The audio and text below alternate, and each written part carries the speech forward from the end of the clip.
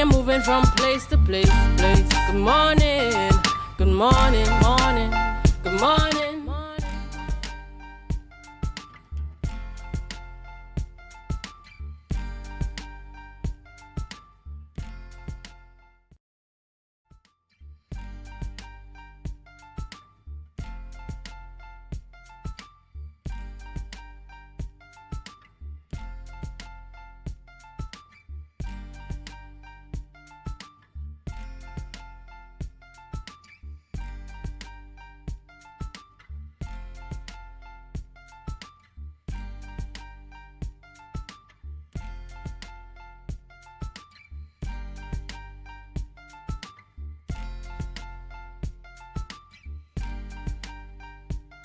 Good morning, Tobago, and welcome this morning to the Tobago Updates Morning Show. It's a beautiful Friday morning here in Lower Scarborough, downtown Tobago, Trinidad and Tobago, that is.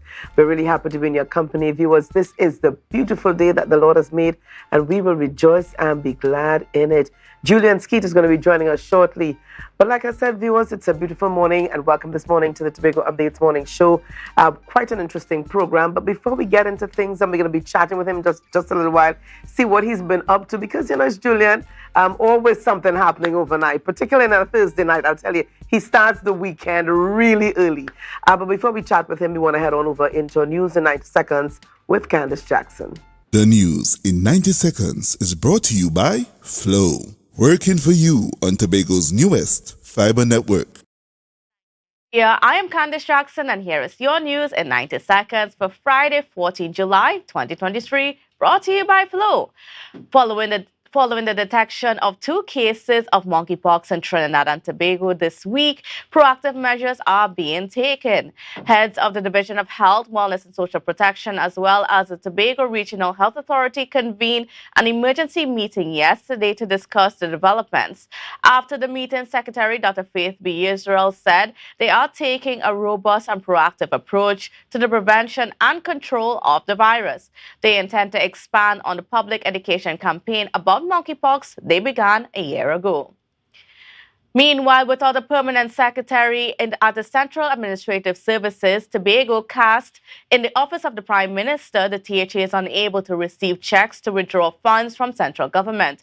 Assistant Secretary in the Office of the Chief Secretary, Sitika Williams-Orr, explained that the THA makes a grant of credit to OPM CAST. The permanent secretary then makes an application to the Treasury Division in the Ministry of Finance, which is then sent to the Auditor General Department for approval. When approved, CAST is notified and the permanent secretary issues the checks to the THA. While CAST remains without a permanent secretary, the THA cannot access funds to pay debts incurred under developmental expenditure. And finally, Prime Minister Dr. Keith Rowley is calling for Parliament to be convened next Wednesday to amend the procurement legislation. The announcement follows the delivery of a pre-action protocol letter to the Finance Minister from UNC activist Ravi Balgobin. Earlier this week, the Finance Minister, Com Imbert, stated that the act needed to be amended because it did not account for unforeseen circumstances. Under the current legislation, a contract takes 2 months to be awarded. Imbert's statement came after he was being called to explain an exemption for the procurement of goods and services for last week's CARICOM's 45th summit. Dr. Rowley said he will not allow anybody to grind the business of the government to a halt and will use their majority in Parliament to amend the law. And that was the news in 90 seconds, brought to you by Flow. The news in 90 seconds is brought to you by Flow, working for you on Tobago's newest fiber network. Tobago, after freeness is more speed and better TV. Get a free Samsung smartphone and free installation, plus 200 megabits per second, Paramount Plus, and more for only $299 with a select 200 plan from Flow. Visit online at discoverflow.co today. Good morning, viewers, and welcome back to the Tobago Updates Morning Show, coming to you here live from the Port Mall in Scarborough, Tobago. Thank you very much, Candice, for bringing us the news there in 90 seconds. We have some interesting developments, but we'll discuss it after birthdays. Let's head on into our birthday segment, courtesy KFC. This is your birthday shoutouts on Tobago Updates, sponsored by KFC.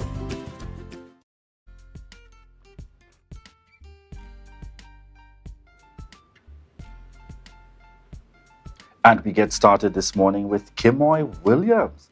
We're wishing you a happy, happy birthday, Kimoy Williams, coming from the entire Tobago Updates family. And my very, very good friend out there, Renee Vialva Philip, coming from the entire Tobago Updates family. We want to wish you a happy birthday and God's continued blessings as you celebrate this yet another milestone. Renee Vialva Philip, happy birthday.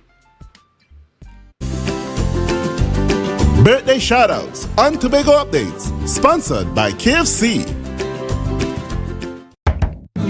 From the experts that created the Zinger sandwich comes the KFC Crispy Barbecue Zinger. The only one I see is you. Cheddar cheese, crispy onions, the most delicious Kentucky Fried Chicken, and barbecue sauce. Get ready for a whole new level of flavor. Viewers, welcome back. Welcome back this morning. And it's just about that time for us to get into a rundown. But just before we get into the rundown, Julian, interesting developments. Interesting developments once again, and I heard it in the news. I cannot believe what is probably mere days or so after the actual putting into place of a chief administrator, acting chief administrator for the Tobago House of Assembly, we continue to be faced with a challenge without a permanent secretary operating out of CAS in the office of the Prime Minister. You know, and I'm really calling on the powers that be, the commission that's responsible in terms of facilitating what is required to be done in this circumstance, and anyone else for that matter. Please, let's show some kind of care or concern in the circumstances. I can't recall, and I mean, I'd rely on our viewers and others, but according to my information, this kind of delay, this kind of, disruption in the process has really not taken place probably for however long, if ever at all, before. And more importantly, I'm not too concerned with what your political ambitions may be at that level, but let's remember the effect and the impact, more importantly, on the people of Tobago. And that's my very simple call this morning, because it's quite unfortunate. One would think by the time we got past that matter with the chief administrator, that's in a similar manner Smooth sailing. that you would have been treating very seriously as well with the permanent secretary position accordingly, whether it is you find someone that is responsible to act in the position, etc. But to ensure that we're not at a point, why is it that this now has to re-enter the focus again?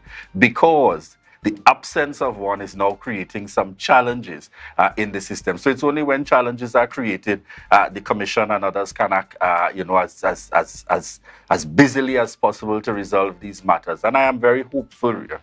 I am very, very hopeful. Today is Friday. Get into your urgent meeting. Send the necessary documents where they need to go to get the sign-off and approval. But understand that there are serious implications here for us in Tobago, it would appear, at that, if we do not have a PS come operating out of CAS, which is under the office of the Prime Minister. And yet another setback. So it's one of those stories that we're going to be following very closely. As Julian, as you mentioned, get into your early meetings and ensure that the necessary documents are sent to ensure that we are able to move forward. But yet another setback, unfortunately. Very, very unfortunate at that. But this morning, we're going to have a bit of a lighter morning as we get the conversation started this morning with Gillian Franklin. Yep. And no stranger to us at all. Gillian is certainly known in that realm, treating with our Miss Personalities and so on. And this morning, she is going to be speaking to Tobago Heritage Personality Kicks Off tonight. And that is tonight, Friday. So we look forward to those discussions with Gillian Franklin, representing the Division of Tourism, Culture, Antiquities and Transportation. All right, and then we continue on this morning chatting with Anthony Moore, choir master for Bethel Charlottesville Methodist Church. And we're going to be talking about the Bethel Methodist Churches celebrating their 100th anniversary. So we're talking about 100 years in existence, Julian. That's Oh, probably yes. probably Oh, you and me yes. combined. Really? They're about just Certainly under. You know what? No, I forget. Well under. No. Well under. Well under. I well think I'm under. carrying most of it on my Well own. under, but really a milestone celebration, Definitely. happening there in terms of the Methodist Church. We will continue discussions as well this morning as we speak to TNT. Netballers are off to Africa, and we'll be chatting with Oprah Douglas, senior national netballer, and Jerisha McKetney, senior national netballers. All right, and the sports segment continues on, chatting with Selwyn Melville, who's a veteran sports broadcaster, and it's all about the German women's footballers being in Tobago. We wrap this morning with the kids' football tournament as we speak with Kenya Cordner, professional footballer, and Maylee Atin Johnson, former captain of the national football team. So we look forward to those discussions this morning, both the combination, as we continue to keep you updated on the happenings here in Tobago, Trinidad and Tobago, the region and the world at large. At this point, viewers, we want to say thank you so much for continuing to choose the Tobago Updates morning show each and every day. Yes, I meet you along the streets, I meet you in the grocery, I meet you each and everywhere, and you give that gentle reminder. We're tuned in, we're connecting with you, we are tuned in each and every day, and we want to say thank you so much. And at this point, let me give a quick shout out to some of those on the live. I see one of our faithful viewers, Pearl Murray Beard. Good morning to you. Lisa James, good morning to each and every one of you. I see Lyndon on the live this morning, Hazel on the live. Yes, our very own youth producer in the mix, Judan Jofield. Good morning to you there. Certainly connecting. Alicia Devines, we want to say good morning to each and every one of you on the live with us this morning. Are you seeing anyone on the live there that I may have missed in the mix this morning? Portia John Charles is on the live this morning as well. Hazel Isaac. I am not seeing Auntie Dora Lyons. Where are you this morning? Always good to have you connected with us. Yeah?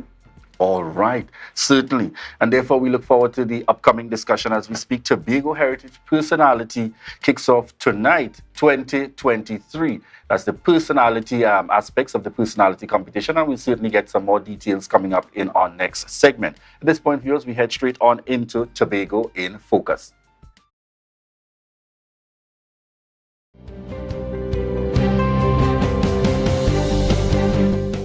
One of the major learning curves encountered during the COVID-19 pandemic was the increased use of innovation and technology to conduct daily functions. This major hurdle affected the country's education sector tremendously, with teachers, students, and parents having to quickly find ways to continue teaching and learning using these means. Post-pandemic, the Division of Education, Research and Technology is finding ways to integrate online and in-person learning and teaching, thus establishing the Hybrid Education Committee. A committee was put together, made up of persons within the Division of Education, principals, parents, etc., a large, varied stakeholder group, and we are working towards developing a very pragmatic policy guideline to help us to utilize all of the positive things that we got through the pandemic, along with our face-to-face. This new initiative seeks to reduce teaching and learning loss due to several factors, such as unpredictable weather patterns or another pandemic situation. From early childhood to tertiary level education are represented on the committee, with multi-departmental input and expertise from the division. Technical advisor from DIRTEC, Natasha Second, assured that this initiative is not just another talk shop, and the committee is well on its way to fulfill a seamless integration among all educational institutions on the island. We wanted to look at all of the challenges and place a solution for each of them. So the guideline or the policy guidelines will meet all of the challenges that we could perceive of. Ms. Second revealed that the committee, formed in April 2023, has a 6-month implementation deadline, which will include a pilot project in selected schools and the delivery of the completed policy and guidelines.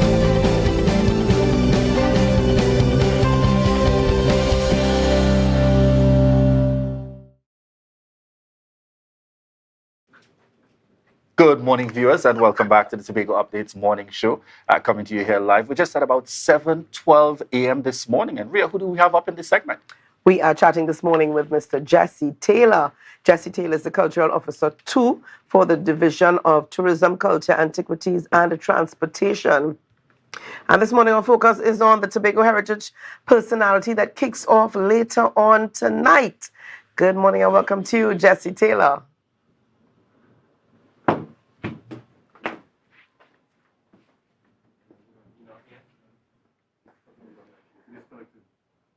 All right, he's disconnected, and I think my earpiece is out, so I'm not hearing a thing. I can't even seem to find where it is. All right. So we're having a little technical problem there in terms of connecting with Jesse. So we're going to take a quick break, viewers. We'll be right back. So we want to remind you that this is your opportunity to share the live, share the live, share the live.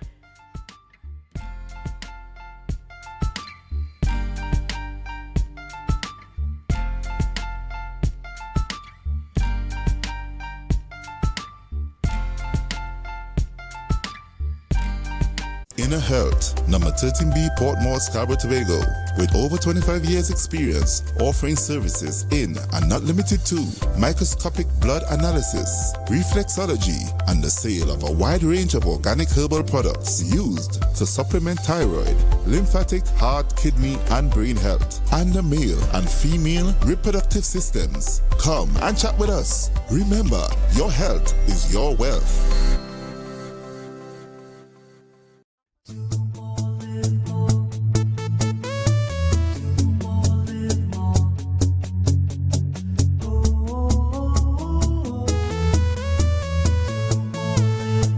This is how it's gonna go. They better look up and look, 'cause this is your show, and everybody's gonna know. Say it to them once again. They better look up and look. This is your show, and everybody's gonna know. That's how it's gonna go. They better look up below, 'cause this is your show. Jimmy's Holiday Resorts has 1, 2, and 3 bedroom, fully self-contained apartments located at the heart of Crown Point. Minutes walk to the popular beaches, restaurants, bars, and the airport. Enjoy our amazing amenities such as fully equipped apartments, complete with Wi-Fi, AC, TV, and a pool, and a mini-mart on the compound. Call 639-8292 or 8929. Jimmy's Holiday Resorts is your family's home away from home.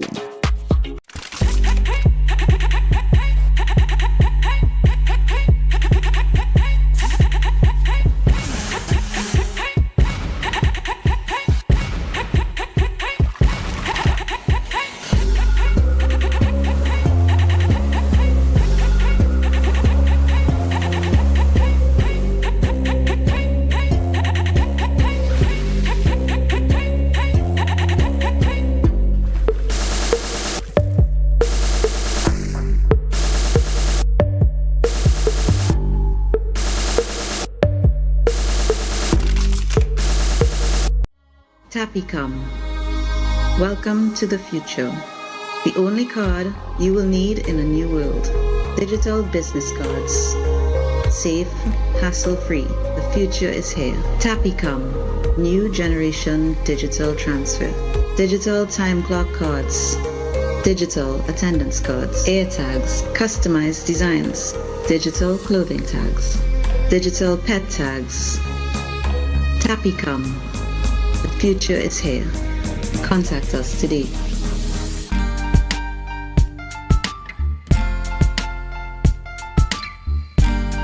Put a smile on your face when you're moving from place to place. Good morning, good morning, morning, good morning, morning. Good morning, viewers. It is just about 7:17 a.m. this morning, and we want to welcome you back to the Tobago Updates morning show, coming to you here live from the Port Mall in Scarborough, Tobago. In this segment, we get the conversation started with Mr. Anthony Moore, choir master of Bethel Charlottesville Methodist Church. And this morning, we are speaking about the church celebrates 100 years. Good morning to you and welcome, my brother.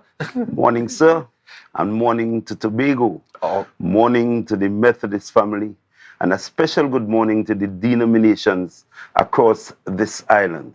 Excellent. As we get the conversation started this morning, I want you to start with the distinction of the name. I mean, I am Methodist, so I know. But, generally we hear Bethel, Methodist Church, but that's really in Charlottesville. Good. Make the connection for us, just so that we understand. Well, the name Bethel actually came out of the birth of the church. We are celebrating 100 years of the chapel. Remember, Methodism has been in Tobago over 200 years.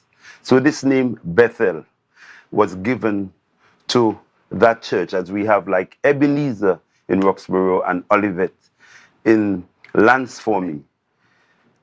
And of course, the name Bethel comes directly out of the Bible. All right. The God of Bethel, by whose hands, and out of that kind of biblical connection, the name was given to Bethel, the Church of God. All right. So as we start the conversation, celebrating 100 years, what form will this celebration take on happening this year? The celebration is continuing. We had part of that celebration in May.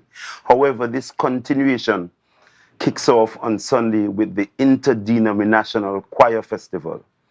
We thought that as a community, as Charlottesville, where you have many strong denominations, that it would be a good idea to bring the denominations together, with each denomination singing a Methodist hymn. That is what is significant. So the Baptists will sing a Methodist hymn, the Adventists will sing a Methodist hymn, the Pentecostal will sing a Methodist hymn, the Anglicans will sing a Methodist hymn, and of course the Methodists. So we are meeting on Sunday at 2 p.m. to praise, but that's not all. On Monday, we have Health and Essential Services Day, where of course the community and whoever would visit the village on that day would have the opportunity to have their numbers checked, to make sure that health is in order. Then we are going to have booths by nutrition, agriculture, TEMA, CERT, port health, which is very important in the Charlottesville area. And then we move to Tuesday, we have Men on the Move, where we are bringing all the men in Charlottesville, or we are attempting to, together down at the bandstand to have a village line. We're going to be playing cards and draft and dominoes and so on. And at intervals, we are going to stop to have conversation with the men on issues that are very important to our young men, to our older men, to the community. And that is how those days would run. The following week, we have to pause to allow heritage to slip in. Yes. So at the end of the celebrations of Heritage in Charlottesville, we continue on the Thursday and the Friday. On the Thursday, we have our Sports and Family Day, where we are going to rally under 4 main individuals who served the church well. Those persons, of course, 2 ladies, a young lady who passed, Claren Murphy, deceased, Murta Daniel, Wilfred Ashby, Arthur Moore.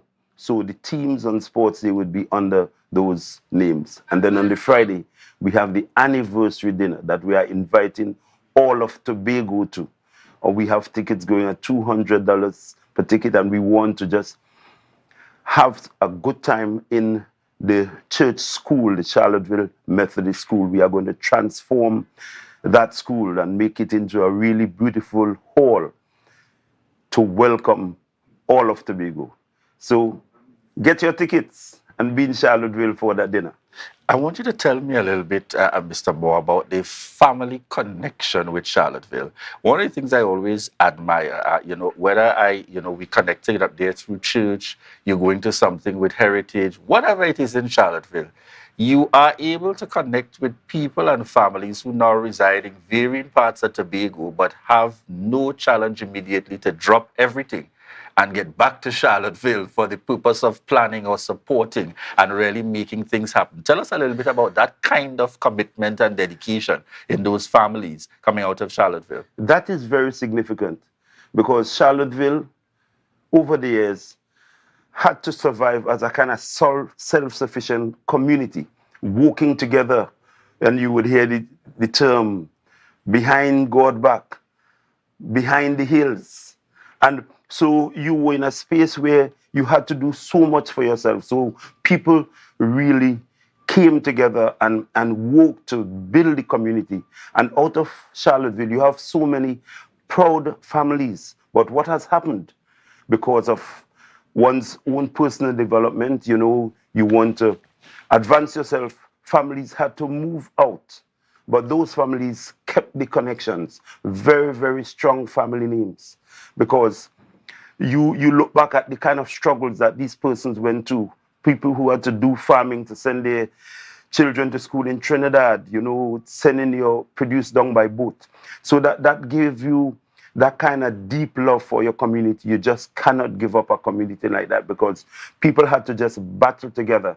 Despite the differences, say maybe if you want to say religious differences, the community was able to work together over the years. So I believe that is what is kind of very important for the Charlottevillian. I mean, they say this festival, people are calling us from all over the world and saying, listen, I'm coming home, okay, for this occasion. So really that kind of dedication and commitment showing itself forth. And I want you to just elaborate a little bit more for me on the importance of, I noted when you started, you spoke to it. And again, as you spoke about the upcoming festival in relation to the choirs being able to sing, recognizing that it's not even just about the Methodist faith, but keeping that connection in terms of other denominations as well. Tell us a little bit about the importance of that kind of spirit and energy in terms of building out, you know, a better community, so to speak, within this Tobago area. That is so important. Ecumenism is extremely important in our Tobago spaces, especially Charlottesville.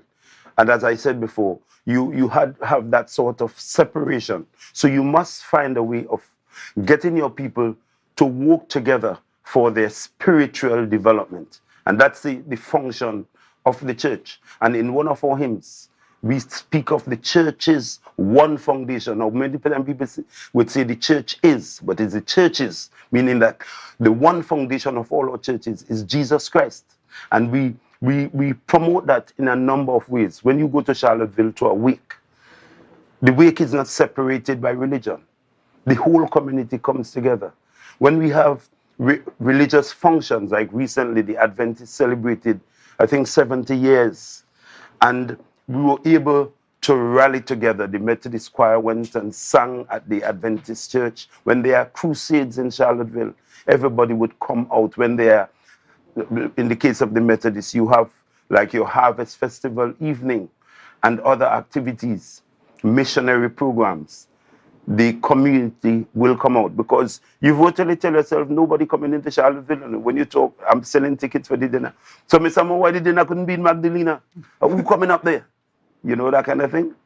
So that is responsible, and it's very important in communities like those to work together. You can't see God people fighting against each other. It doesn't do any good for the development of your people. And we are in an age where we need to work together as people of God to build our communities in our morals and in our spiritual development. Remind us where people can access tickets for the anniversary dinner in support. Either they are coming to Charlottesville or they are supporting the initiative by making that contribution. Where can they access tickets? Which members can they connect with? Right, we have very strong names on the island. And of course, I must mention Mrs. Annette Alfred. Yes, Auntie Annette. Auntie Annette, exactly. But all our churches, tickets can be obtained. And of course, by many members of the Charlottesville Methodist Church. I myself, of course, have tickets. Yes, all right, so tickets are widely available, and the anniversary dinner is carded for? Friday the 28th of July. All right, that's Friday, Yeah. Friday the 28th of July. So we want very quickly before we wrap this morning to remind our viewers about what's on the lineup there. And we'll pull back up that image on screen. What's on the lineup for the rest of the anniversary celebration that's carded for 2023, having started in May. So therefore we continue on, that would be Sunday.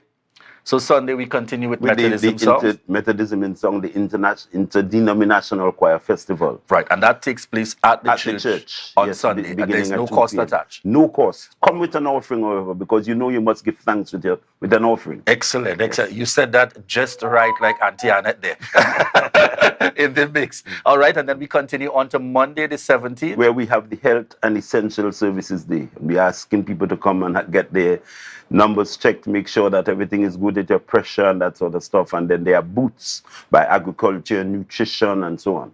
Excellent. And the big day for us too is Tuesday, where we are bringing the men together. We are going to be cooking at the bandstand. There will be 3 major pots: yaba, a dashimbo soup, and of course you must have a fish broth once in Charlottesville. Excellent. So we're going to be cooking through the day, playing our games and having conversations with the men. So we're certainly calling out the men of updates to make a move. We're heading to Charlottesville. Anton Parks, Marcus, Daniel, the entire team out there. We're heading to Charlottesville. Ria, don't feel badly. We'll carry on another day. That's all right? And we're going to be in white. We're going to be in white, right? So men coming out in white. And then we move on to the Sport and Family. Sport and Family Day the following week, which is the Thursday, where we are rallying on the 4 names that I mentioned. You know, bringing the members of the Methodist Church together. Yes. And then on the Friday, the big day, where we expect all of Tobago to be up in the dinner. Get your ticket. Okay, that'll be wonderful. Excellent. Yeah. Just give us contact information for those persons who may be interested in doing the follow-up. Contact any telephone contacts? Right. Yes, 777-3702. Mainly, that's my number. I just cannot pull some of the others. That's all right, man. And folks, if you know Auntie Annette, anyone else in the mix, feel free to connect. Go early morning shout out. And I really want to take the opportunity publicly to express commendations to persons like yourself, Auntie Annette, and so on, that continue to be really an inspiration and a source of encouragement. Dr. Mackenzie, to our young persons, you know, having had your experience over the years, you know, as some would say, all right, I rock back and I'm done with that. No, you all are still taking that opportunity to actively mentor and to encourage and to inspire younger persons coming up. And I want to take the opportunity to publicly say commendations to each and every one of you, really making that difference and continuing to make your significant contributions. Beautiful, and we have to do that. And of course, we have to mention our ministers this morning, our Superintendent Minister, Reverend Adolph Davis, who of course is the head of the church and who is really moving us forward as we do all these celebrations. Reverend Elton Watson, our Charlottesville minister through the last years there. He's not with us at the moment, but he also and his wife have been strongholds. Reverend Eve Lord, Reverend Marcelin Alicia Melvin, you know, Reverend Sherman Wilkinson. We have to big up these people and all the membership across the island and in Tobago. Indeed. In so viewers, at this point, we're heading on out of this interview. We want to thank Mr. Anthony Moore. He's probably going to give us a little taste, a little vocals as we head on out this morning. So all I could give you is the Methodist anthem, and can it be? And can it be that I should gain an interest in the Savior's love? Thank you. You'll get more of that when you go to viewers, share the live, share the live, share the live. Yes, yes.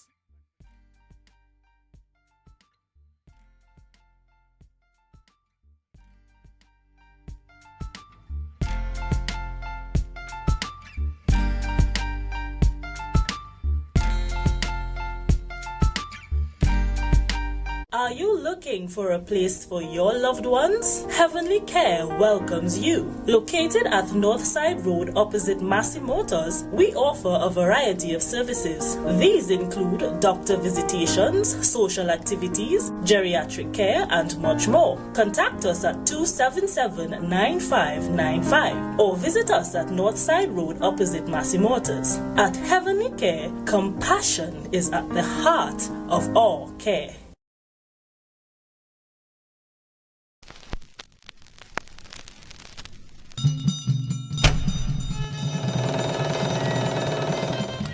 Come one, come all. It's time to join in the Tobago Heritage Festival 2023. Homage. All are we and all are who we be. To Tobago. Indulge in the awesomeness that is embodied in the spirit of Tobago at the 36th Tobago Heritage Festival. Celebrate a rich, vibrant, hypnotic showcase of our cultural legacy. Yes, from July 21st to August 1st, 2023. Take the island tour. Sample the sumptuous variety of local indigenous delicacies. Enjoy the recreation of old-time village life. Dance to the drum. Feel the rhythm of steel pan. Experience the way of life, languages, and oral traditions. Be part of the journey to our we heritage, honoring our past, celebrating our present, and inspiring our future. Relive our unique culture. Join in the preservation of the heritage of we island of Tobago. Are you flood ready? Review and update insurance coverage. Install floodgates and barriers. Create a family flood plan. An initiative to help people prevent, prepare, recover. TATL, where people are people. Right now, Tobagonians are just scurrying down to Bonaccord, right in Stobie Local Road. You know why? To come down and shop at Authentic Builders General Hardware, the only hardware store in Tobago that is giving you guys Trinidad prices. So for instance, such as steel, 1/2 inch and 5/8, $7,895. 5/8 construction ply for $260. Every single thing that you will need to do your home renovation or start your new construction, we have it right here. And to get your quotation, it's very easy. Just WhatsApp us at 272-1990 and we will do your free WhatsApp quotation for you.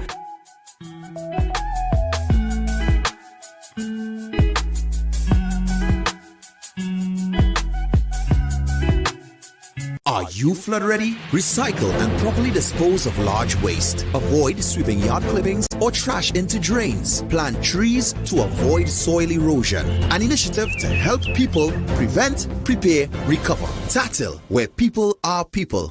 October will never be better with Tobago Carnival fever. Book your passage and come on over. Yes, be careful.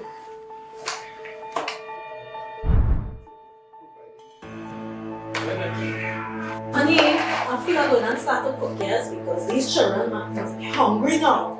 Right? Okay.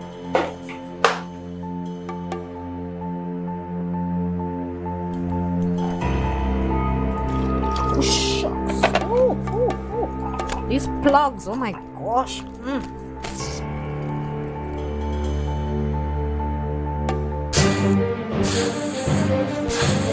Hey, Lisa, hey, come from there, come from there. What's going on in here? Oh God, I should have buy extinguisher, boy. What would you do if this happened to you? Dial 990 in case of fire emergencies and always have a serviceable fire extinguisher ready and available at all times.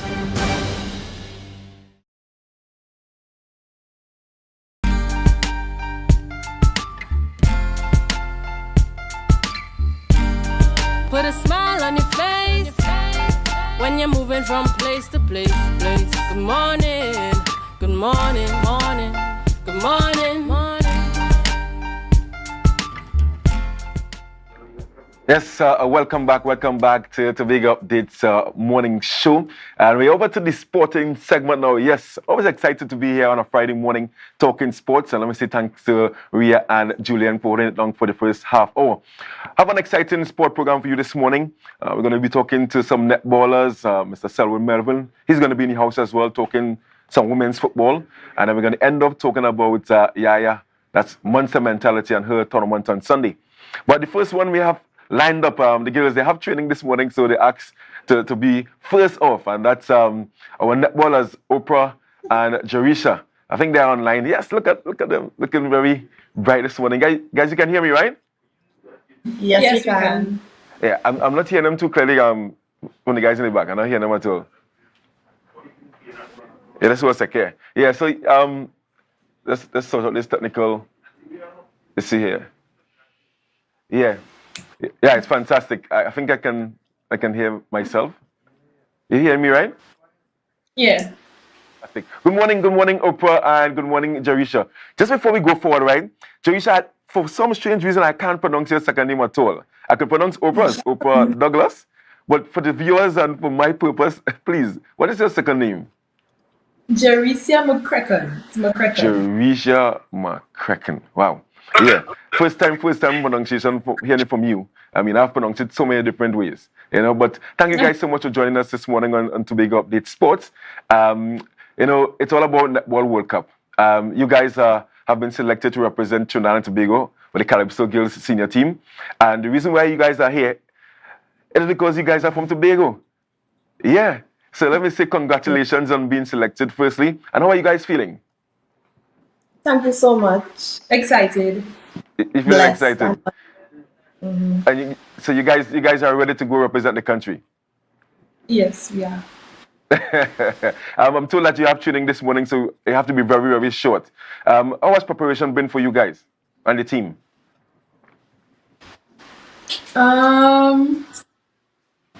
What to say? We have been working together and we have been working hard. So hopefully that would be enough for good performance out there.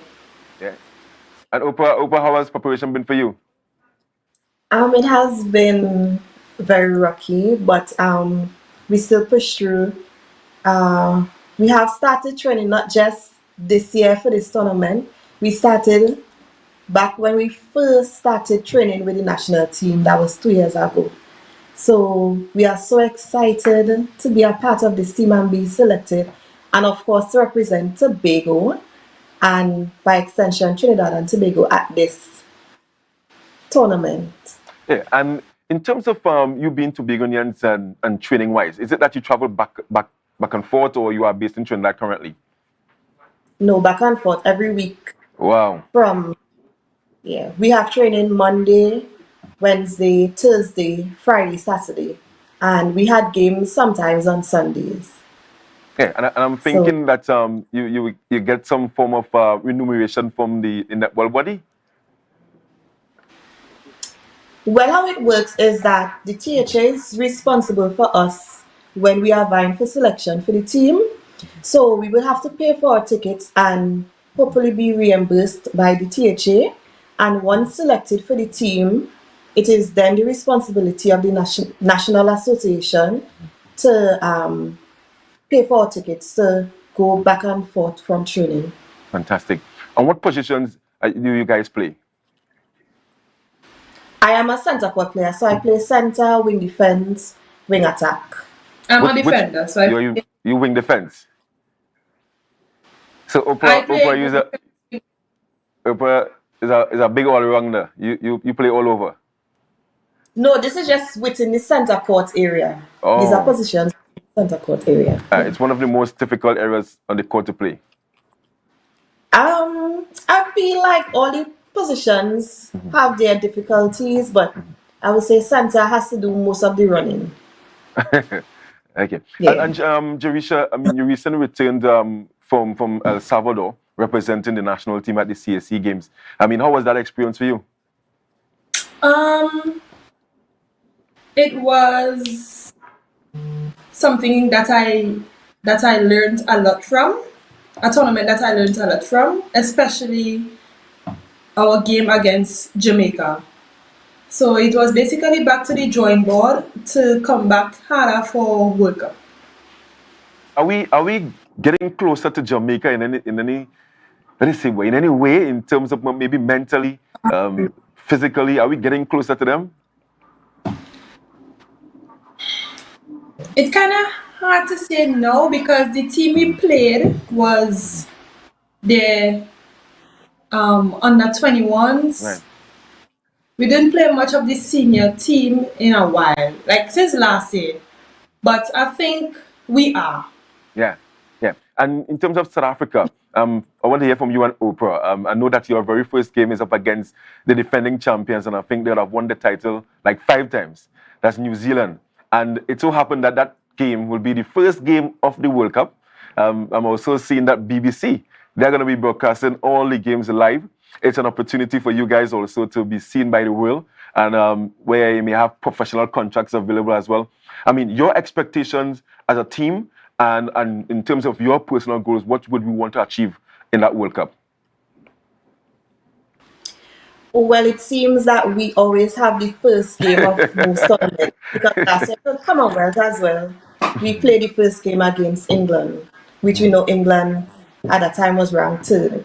So this time we up against defending champions in New Zealand, and we are excited because we play them at the Commonwealth. So we are very excited to see the growth of our team and to see the work that we have put in come out to into practice into that game. So we are hoping to see some improvements. We are hoping to at least reduce the scoreline of the game, you know, because obviously we are ranked 11, they are ranked 3rd. So the expectations has to be realistic in that sense. I like that. Hoping for a win. Yeah. But we are going to first and foremost put into play the things that we have learned in training over the years that we have been preparing for this tournament. Yeah. And your expectations, Jerisha? I expect us to do well or perform better than we did in our last World Tournament, which was Commonwealth. Oh, because I know last World Cup you guys finished 9th, right? And obviously, you know, you're trying to improve your world ranking if it is that you can't win. You know, I really want to wish you guys all the best. And before you go, I mean, you guys are now role models here in Tobago for young girls. Any advice you want to give upcoming girls, not only in sports, but generally?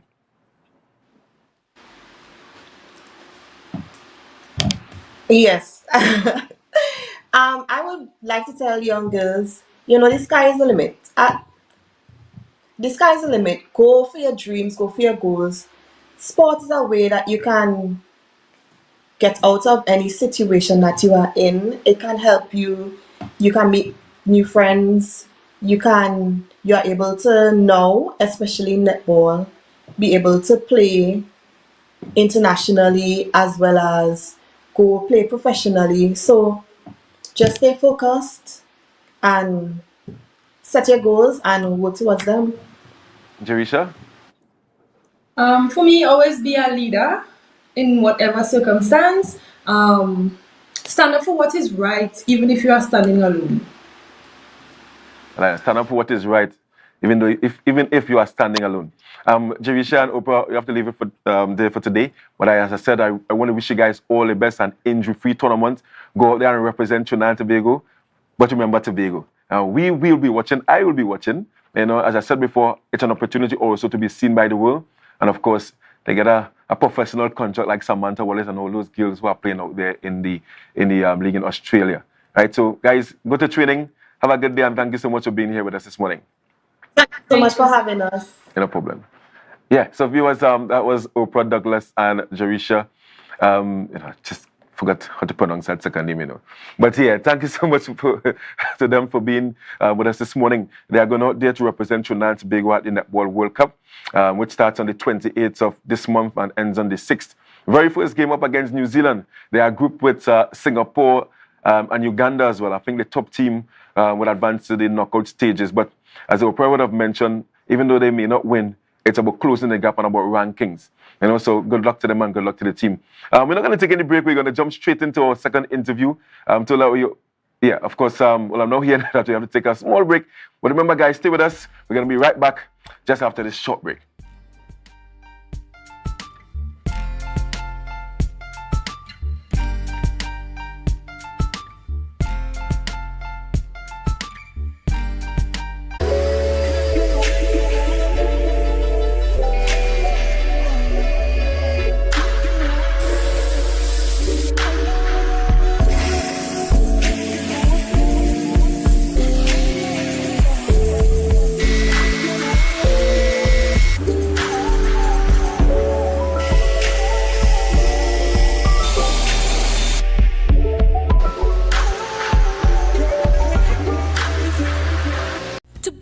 Glass Supplies has been a leading name for over 37 years in the glass and aluminum market in Tobago. We provide an extensive range of high-quality, innovative aluminum and glass products for commercial and residential use. Competitive prices with superior and professional services by committed employees who are guided by rigid quality standards. Tobago Glass Supplies specializes in the manufacture and installation of glass and aluminum products that are essential to today's homeowners and the business environment. We are engaged in marketing, sales, and installation of a variety of products. These ranges from windows and doors to necessities such as mirrors for homes and vehicles, designed and manufactured in-house or imported.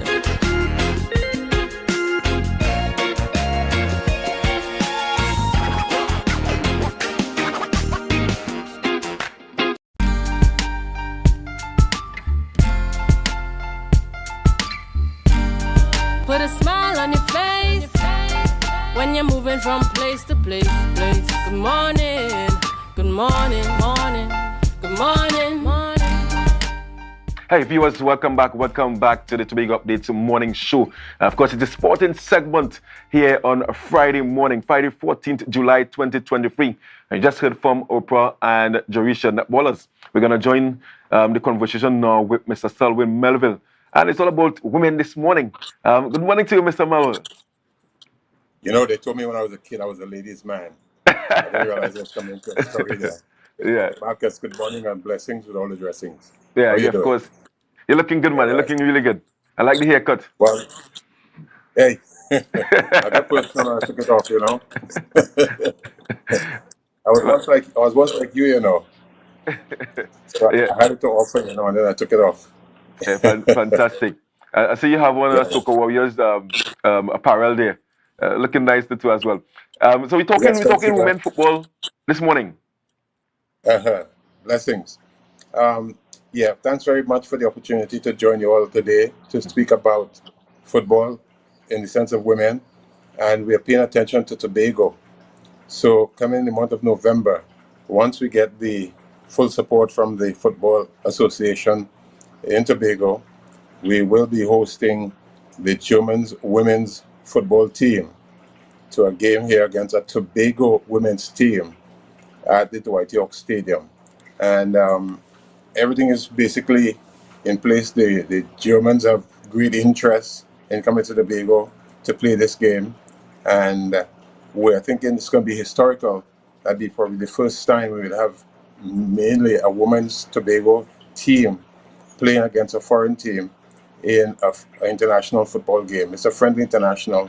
The Germans will have a mixture of their veteran players, young veterans, and also some young ones to play against a Tobago team. We are hoping then that we get the best of Tobago women. A lot of those players that we have from Tobago, because when people think of a national team, well, there are Tobago players who are involved in the national team. But here, what we'll see is that we have a number of Tobago players who are based internationally, both playing in colleges and in professional leagues. Well, hopefully we put things together and we get a quality Tobago team on the lineup. So on that day, on the 18th of November at Dwight York Stadium, we will get probably the best of Tobago showing up for the first time against an international team. And then when you get the Germans coming, and their interest is very great as to how they could get here to Tobago and play, we are looking forward to something great. Now, the great thing about the Germans is that they have said, in coming to Tobago, they're excited to come and play. And they will not charge a fee for the game. But what they'll do is, for the Tobago choice for them, they will then decide which charity in Tobago they'll make a donation, or where their fee is supposed to be. They will donate that to a charity in the Sister Island, Tobago. What do you see a match of this nature doing for Tobago in itself, where sport tourism is concerned, and of course exposure for our Tobago-based players? Because I like the idea that you're focusing on Tobago-based players. What's the big Tobago-based players? Those who are playing probably in Trinidad, in the Wolf League, and also around the world. You rightly mentioned that we have players around the world that are from Tobago, Tobago-born players. I shouldn't say Tobago-based, but Tobago-born players. What does this mean for them specifically, and of course for the island of Tobago? Well, then, as we put in TV, put an isolation camera on Tobago itself, what it has to offer. Now, normally when anything happens, it is Trinidad that is in the front office, and Tobago by accident is mentioned. But then, as real Tobagonians, we want to make sure, because out there a long time, we see a lot happening. If you look in the men's team and you look back at the history, we've led the way in many ways. One of the best players coming out of the country is Dwight York. And so too we have Yaya, one of our best female players, and she's playing in Turkey. So we have quality, and it's all about blending these things together. Now, you made an interesting point there about tourism and all that. So this is bigger than just a football game. This is about getting Tobago to be exposed. Now, when the Germans come, let me tell you the story of what they're doing. They're coming here with a team, a broadcast team of 20. And for the game, there will be a 10-camera shoot of that game to send to Germany and other European countries to get a glimpse of what's happening. Now, in addition to that, they will have their players will give something back to the Tobago people. But other than that, there is a documentary that they will be producing, and that documentary is to highlight Tobago. And 2 weeks after that, there will be the carnival will be taking place around that time. 2 weeks after the carnival was supposed to be the game against the Germans. So they're looking forward now to getting a good taste of what Tobago and its carnival has to be. And now there's something that's they're revamping. The Condor is now coming back to Tobago, an arrangement with the government to get back an activity on the island. So on that, the first flight, basically, I think will come in on the 4th or the 7th of November. And on the 14th of November, we probably would have the Germans, if we get all the clearances and things with the authorities like the Association of Football. We've been having discussions. So it's only a matter of time before they respond. The Germans are waiting on that. They've been very, very forefront with that. It's July already, and they have called. We had a discussion with the stadium and in Tobago and what will happen in the sense of the uplink for sending a coverage of the game out to Europe. So they are very much on play with what's happening, and they are doing everything possible to ensure that this game is played in Tobago. And the only reason it fails is that the business community and the governments and the football association fail to do what is expected of them. But where the Germans are concerned, they're doing everything to ensure that we highlight Tobago and get the best of it. Now they're also hoping to bring some fans down to support the game as well. So not just the German footballers who are coming into Tobago, but they're hopefully to bring their fans in, fans from Trinidad, Tobago fans, and Tobago, we love the football.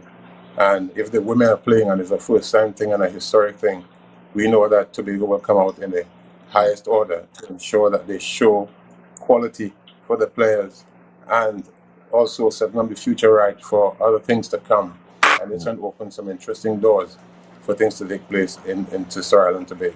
Yeah, and what's your particular involvement in the scheme of things? Is it that you would have been the one to initiate such a match? Well, based on Marcus, what's happening here is that based on my experience as a broadcaster, I've developed friendships around the world, and I have this friend in Belgium. His name is Robert Paltiel. He is the one who's been pushing the whole thing, along with a gentleman called Wolfgang in Germany, who is also an official, and he works with the Bundesliga. And that period at that time of the year, in November, the German Bundesliga would not have much of an activity. And so the door is open for them to really come to Tobago and do their thing. So Wolfgang is very much involved as a commentator. He's heading off to Australia and New Zealand with the Germans for the World Cup. And so we have very good support coming to us and to ensure that we get a good flying start. So that's why it's critical how we behave here in Tobago. and see that something that is very, very critical and very important to our development. We've been behind the 8 ball for too long, and now there's the opportunity. So my role, as you ask, is basically to assist in this happening and making it, because being Tobagonian, and I've been in Trinidad since I was 21.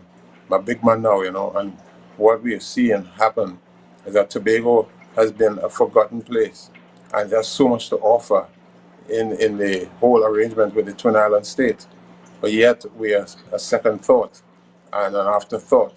And what we're trying to do now is to bring Tobago into the fore to show that of all the years that we have given, is now that the time we start to receive in all this, and to ensure that we are there. And nicely, I can tell you that people like Frankie Mohammed and Wendell Moore and Shaq McCleskey, they're all coming together to assist in this process to ensure that this thing happens with Tobago, because they see it as a shining example of what Tobago can expect in the future. Fantastic, Mr. Selwyn Melvin. Song's really, really good, and I'm hoping that all the elements they come together. TFA, whatever it is that we have to put forward here in Tobago to make it happen on November 18th. Because of course I would love to see Yaya play for Tobago, Asha James, and all those players who are out there performing. They play for a Tobago team. Yes, we are still Trinidad and Tobago, but to see them play for Tobago against the powerful Germans, it'll be really, really a sight to behold. Mr. Melvin, we have ended our interview. In fact, we have come to the end of our interview this morning. I want to thank you so much for bringing with us and sharing with us this opportunity.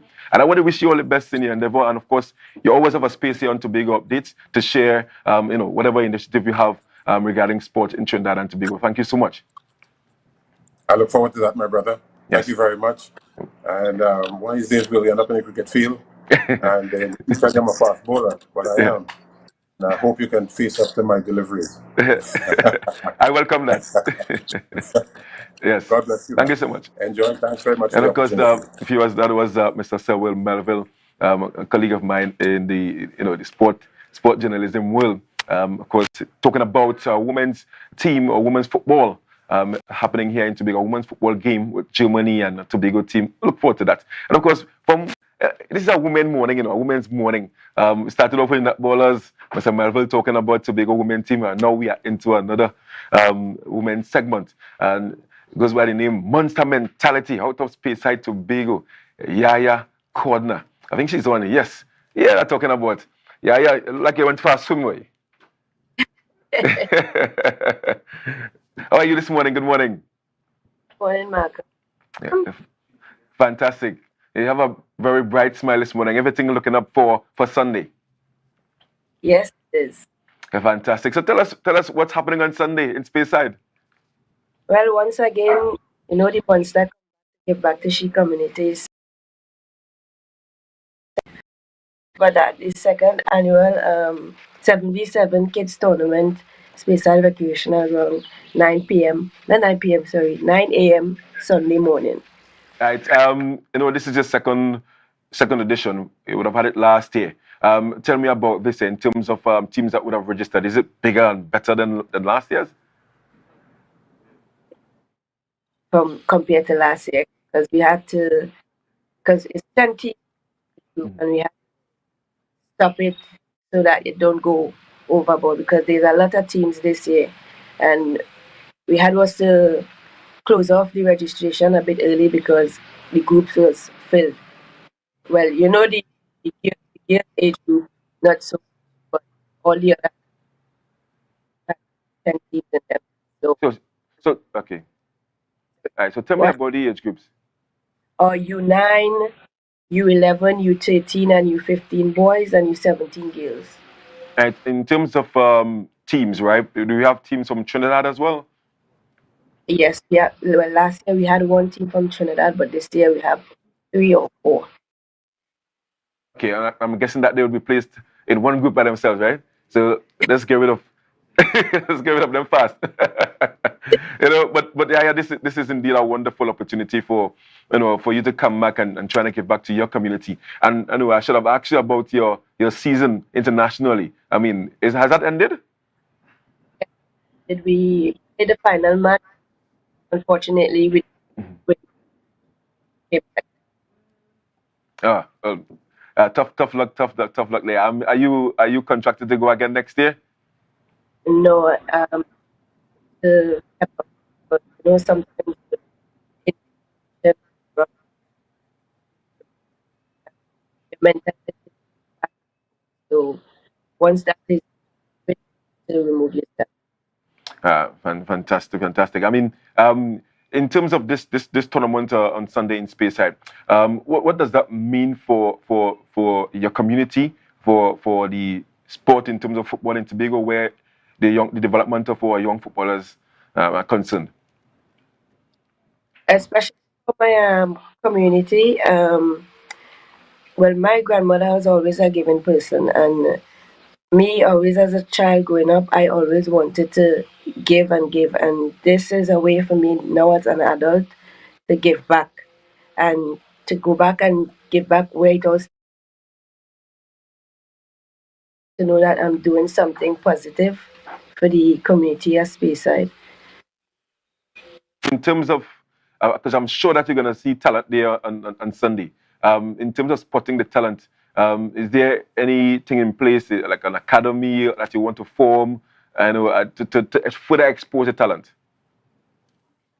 Actually, yes, joining up with the Speyside Junior Academy, so that I have a lot of opportunities outside, so I could see one kid and give them the same opportunity that I had to take them out there, so that they could showcase their talent also. Have your sidekick, Meili Atin Johnson, former national captain, the captain of the women's senior team. I mean, what role is she playing alongside you with this initiative? Well, she has been my right hand in this, and she actually doing all the paperwork. I'm just the face behind the tournament, but she doing the actual paperwork, get the registration, to get the fixtures and all these type of stuff. So she's the woman who doing all the business. Monster is just the face. Fantastic. And in terms of the support that you have gotten from the Tobago community sponsorship-wise, you care to share who are some of your sponsors? Well, Ministry of Sport, Baking Company, Barcode, Jade Monkey, and to mention a few others. Yeah, fantastic. And just before we wrap up, in terms of the format for the tournament, how is it going to work? You're going to straight knockout, you play round robin in the group. How is it going to work? No, we have, because there's 10 teams, so it's basically like group stage. You play each other, and then we go to quarterfinals, semifinals, and finals. We have what? Monetary prizes, or that's trophies and medals? That is something we ain't gonna discuss on the people and them here. But oh my goodness. I like that. I like that. And in terms of the public, I mean, what should I expect when I come up there on Sunday? Food and drinks. I mean, they have bouncy castle. Well, you're in space. Anything is possible. Well, it have a lot of stuff for the kids, the ones who not playing, and actually the ones who's playing, because they want to run away and say, "Mommy and Daddy, I want this. You could buy this for me," and all this type of stuff. But I have a lot of fun stuff for the ones who not playing and all this type of stuff up there. And before you go, anything you want to say to Tobago? Well, you know me, Monster. One person, what you see is what you get. She wouldn't change for the world, and she will continue to represent Tobago and show them that we have good football players, and she will continue to do that and put Tobago out there. Because like I always say, when you go out there and they ask, where is Trinidad and Tobago? They just forget Tobago. They just say Trinidad, okay. But I just say, I am from Tobago. Yes. Yeah, thank you so much for being with us here this morning. I look forward to seeing you on Sunday. I hope you have a snow cone vendor and hot dog. I like those stuff when I come to watch football, But I wish you all the best on Sunday. I wish good weather. And, of course, all the teams coming from Trinidad and all over Tobago, I hope they get there safely and, of course, return home safely. And we thank you for all that you are doing for Tobago and have done for Tobago. Wish you all the best. Yeah, monster mentality. Viewers, of course, it has been a wonderful sporting morning here.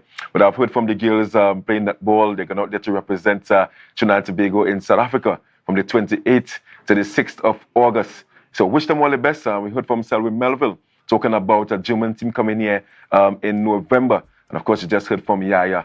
Monster Mentality, her tournament on Sunday. Wonderful program. Thank you so much for being with us here. But don't go anywhere. We have Good Morning Tobago with Candice Jackson up next. Yes, so we'll take a short break and we're going to return.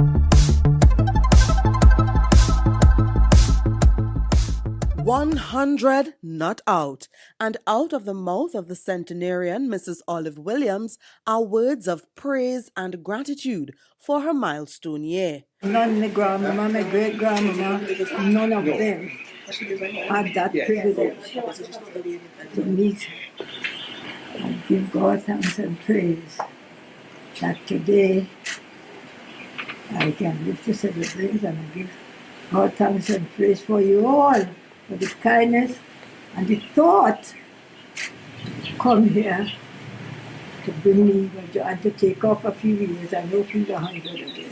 Secretary in the Division of Community Development, Youth Development and Sport, Assemblyman Terence Baines, along with his team, made sure that Mrs. Williams was remembered and paid her a visit to bring some cheer. It is said that the health of our society in large part is assessed based on how we treat the seniors in the society. I'm glad that you are in health, you have all your faculties intact, you understand, and this is a good thing, and it is our hope that God will continue to bless you with good health, and you will continue to be strong and enjoy how many other years the Lord will have you in the land of the living. Secretary Baines presented the hamper at her home at Otley Street, Calder Hall. That was a production of the Department of Information, Office of the Chief Secretary, Tobago House of Assembly. Yeah. Hey. Tobago updates. Good morning, Tobago. Wake up with Candace and Denasia. Let's go, go. It's a brand new morning. Rise up to a brand new dawning. As the passion start to rise, the energy fill the skies. I say thanks for favor to wake up and hear me neighbor. 60,000 people strong, and the vibes is never wrong. We are beauty, we are power. We are people in the sun. We are beaches, we are rivers. We are melanated. Welcome to Good Morning Tobago on Tobago Updates, your source for current affairs in Tobago, Trinidad, and the region. With the perfect conversations to complement your morning routine, I am Candace Jackson, and let's get started with the news in 90 seconds. Following the detection of 2 cases of monkeypox in Trinidad earlier this week, proactive measures are being taken. Heads of the Division of Health, Wellness and Social Protection, as well as the Tobago Regional Health Authority, convened an emergency meeting yesterday to discuss the developments. After the meeting, Secretary Dr. Faith B. Israel said they are taking a robust and proactive approach towards the prevention and control of the virus. They intended to expand on the public education campaign about monkeypox that they started a year ago. Meanwhile, without a permanent secretary at the Central Administrative Services Tobago CAS in the Office of the Prime Minister, the THA is unable to receive checks to withdraw funds from central government. Assistant Secretary in the Office of the Chief Secretary, Satika Williams-Orr, explained that the THA makes a grant of credit to OPM CAS. The permanent secretary then makes an application to the Treasury Division in the Ministry of Finance, which then is sent to the Auditor General Department for approval. When approved, CAS is notified and the permanent secretary issues the checks to the THA. While CAS remains without a permanent secretary, the THA cannot access funds to pay debts incurred under developmental expenditure. And finally, Prime Minister Dr. Keith Rowley is calling for the Parliament to be convened next Wednesday to amend the procurement legislation. The announcement follows a delivery of a pre-action protocol letter to the Finance Minister from the UNC activist Ravi Balgobin. Earlier this week, the Finance Minister, Calm Imbert, stated that the act needed to be amended because it did not account for unforeseen circumstances. Under the current legislation, a contract takes 2 months to be awarded. Imbert's statement came after he was called to explain the exemption for the procurement of goods and services for last week's CARICOM 45th Summit. Dr. Rowley said that he will not allow anybody to grind the business of the government to a halt and will use their majority in Parliament to amend the law. And that was the news in 90 seconds, brought to you by Flo. The news in 90 seconds is brought to you by Flow, working for you on Tobago's newest fiber network. Tobago, after freeness is more speed and better TV. Get a free Samsung smartphone and free installation, plus 200 megabits per second, Paramount Plus, and more for only $299 with a select 200 plan from Flow. Visit online at discoverflow.co today. Welcome back to Good Morning Tobago on Tobago Updates. Viewers, we are being joined this morning by Dr. Hamid Ghani, who is a university professor at UWI and a political scientist. Good morning and welcome to you, sir. How are you? Good morning. Thank you. Very well, thanks. All right, so for this morning, our discussion is in relation to some information that we got recently, where the name of Mr. Watson Duke, who is the political leader of the Progressive Democratic Patriots, as well as the Assemblyman for Roxborough, his name is on a list of aldermen for Port of Spain. Before we get into that particular discussion, Dr. Ghani, just for our viewers here in Tobago who are not quite familiar with the structure of local government and how it works in terms of what are the aldermen and councillors, differences, and so on, I just would like you to start by just giving our viewers a little bit of the structure in a nutshell. Yes, well, the local government bodies in Trinidad, the regional and city and borough corporations, all have elected councillors who represent geographical districts within their corporations. So in Port of Spain, you will have 12, and in Chaguanas, you have 8. San Fernando, you have 9, and it varies in the various corporations. But every corporation has 4 aldermen.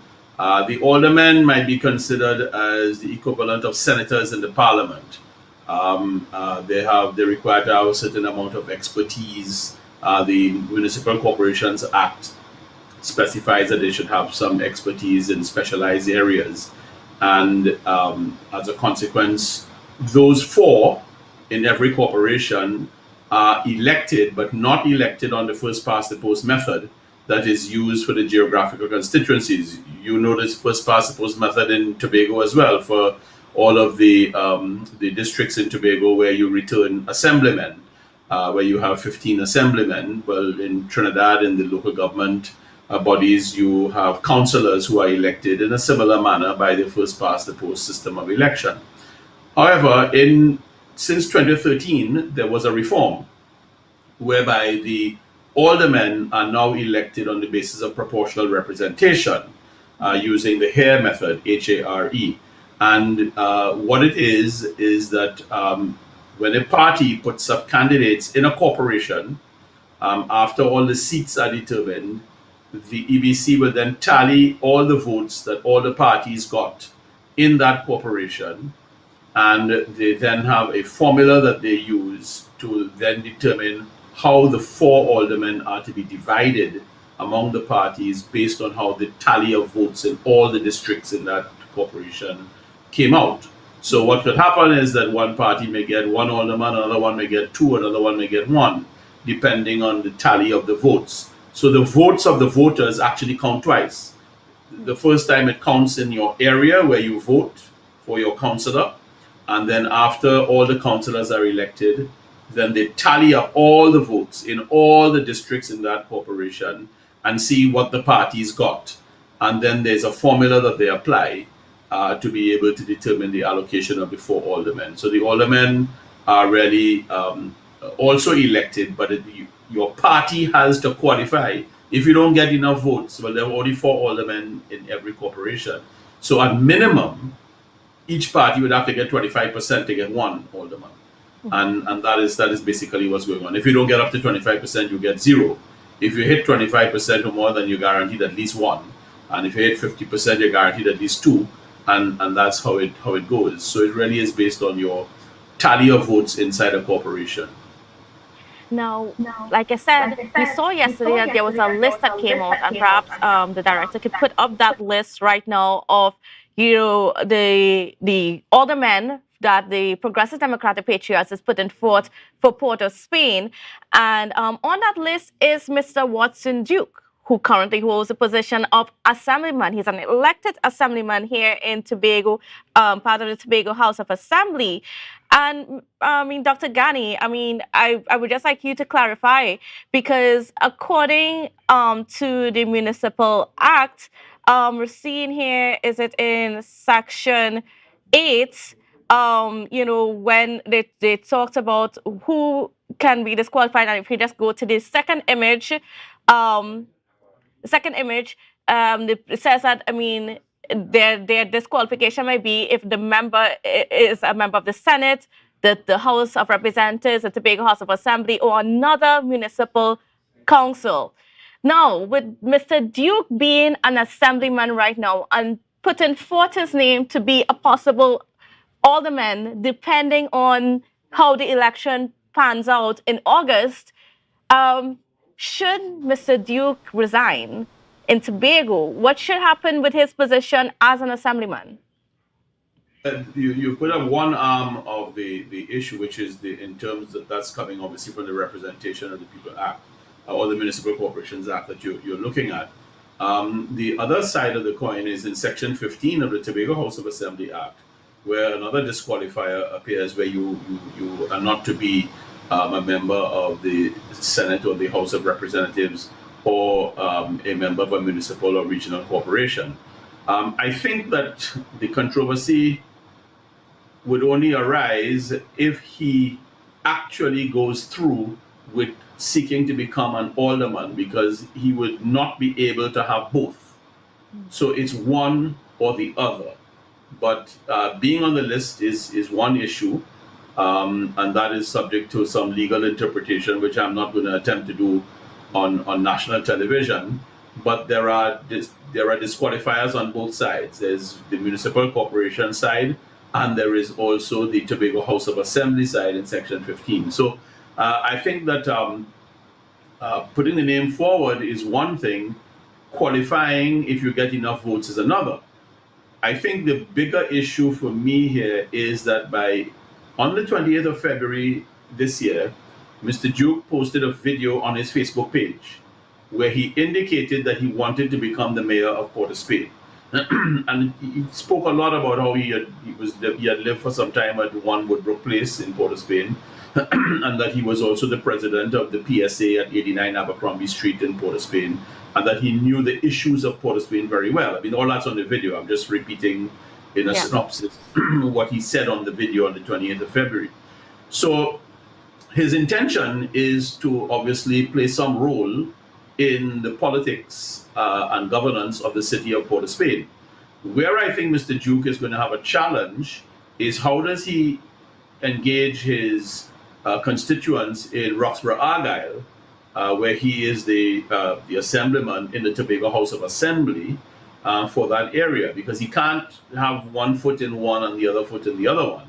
I think that he, politically, he has to have some kind of conversation with his constituents in Roxborough Argyle as regards his intentions to participate in the governance and the politics of the city of Port of Spain in Trinidad.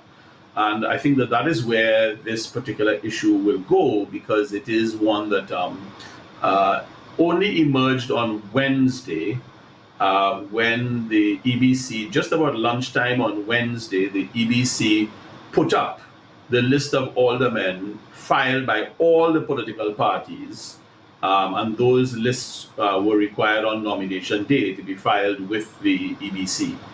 And on an examination of the lists, the number of names that the political parties have put forward, and the PDP is only contesting in 3 of the regional corporations in 3 corporations in Trinidad. They're contesting in the city of Port of Spain, they're contesting in the San Juan Lavantil Corporation, and they're contesting in the Sangre Grande Corporation.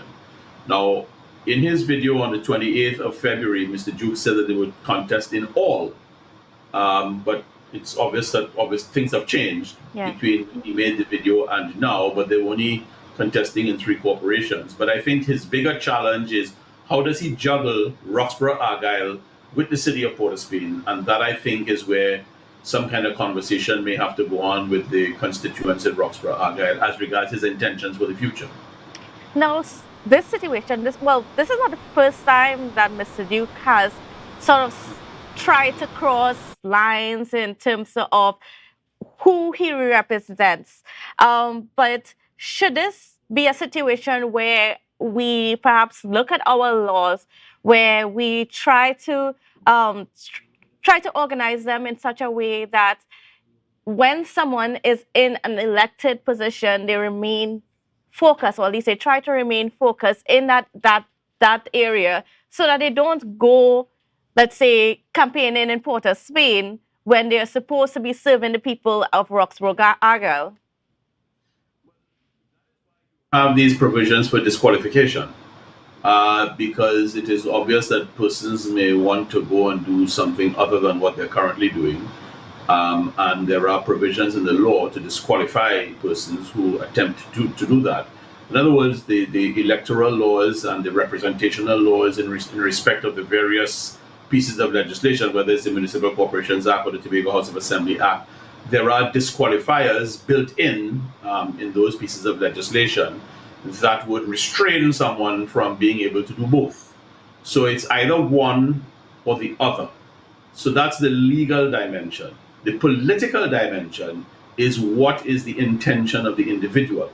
And I think Mr. Duke did not hide it. He made it very clear in his video on the 28th of February this year what his intention was. He wants to become the mayor of Port of Spain. Now, his party, the PDP, is contesting all 12 seats in the Port of Spain City Corporation. And the PNM are contesting all 12 seats. Now, the UNC and the National Transformation Alliance of Gary Griffith, they're contesting 6 seats each. So they're not contesting all 12. And then the Progressive Empowerment Party of Philip Alexander is contesting 3 seats. So what you have in Port of Spain is a situation where only the PDP and the PNM are contesting all 12 seats. Now, to earn, and this is very critical, to earn aldermen on the proportional representation calculation, to dip into the 4 aldermen in the proportional representation calculation, they're going to tally up the votes that the parties get in all 12 of the districts. Now, only the PNM and the PDP are going to get a full tally. The UNC are only contesting 6, the NTA are only contesting 6, and the PEP is only contesting 3. So you have a situation in which the UNC and the NTA and the PEP are not likely to earn any aldermen. So it means that Mr. Duke's party and the PNM are the ones who are likely to get the full tally for all 12 and may in fact qualify for aldermen. So if it is that there is a higher turnout than usual, and the Port of Spain City Council has tended to have a very low turnout in the 20s. If it is that for some reason there's tremendous excitement in the election and the turnout is much higher than usual, and the PDP and the PNM, which are the 2 that are most likely to be able to dip into the aldermen, you get that kind of situation. You obviously realize that this situation is one that would present an interesting proposition for Mr. Duke, because if it is that his party does well and he decides to take up an appointment, because the party has to decide from its list who is going to go forward as an alderman. If he decides that he wants to go forward, that he's appointed by the EBC and he automatically becomes an alderman, his seat in Tobago is going to become the subject of some kind of discussion. So whether he would get an appointment or not will be a function of another discussion that we have to have down the road with regard to his representation and membership as an assemblyman in Roxborough Argyle. That is going to become an issue should the issue of him becoming an alderman arise. As it is now, he's listed to become one. He's on track. He is there, officially nominated. So we have to see how this is going to play. But it is a very interesting political development, and I haven't seen much commentary in the media about it. Your station perhaps may be the only one that has raised this issue, but it is one that has tremendous political significance that lies ahead. Certainly some interesting roads, and I want to thank you so much for being on with us, Dr. Ghani, and for giving us that perspective. That we here at Tobago Updates are going to continue to follow very closely to see what happens. So thank you again for joining us. Thank you, my pleasure. Thank you. Great. All right, viewers, well, we're going to take a quick break, and when we return, we will continue our conversations here on Good Morning Tobago, so don't go anywhere. Passion start to rise, the energy fill the skies. I say thanks for favor, to wake up and hear me neighbor. Inner Health, number 13B, Portmore, Scarborough, Tobago, with over 25 years experience, offering services in and not limited to microscopic blood analysis, reflexology, and the sale of a wide range of organic herbal products used to supplement thyroid, lymphatic, heart, kidney, and brain health, and the male and female reproductive systems. Come and chat with us. Remember, your health is your wealth.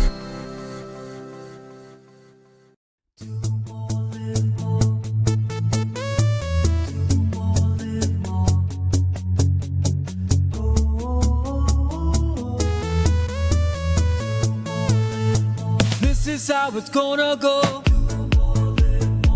They better look up and look, 'cause this is your show, and everybody's gonna know.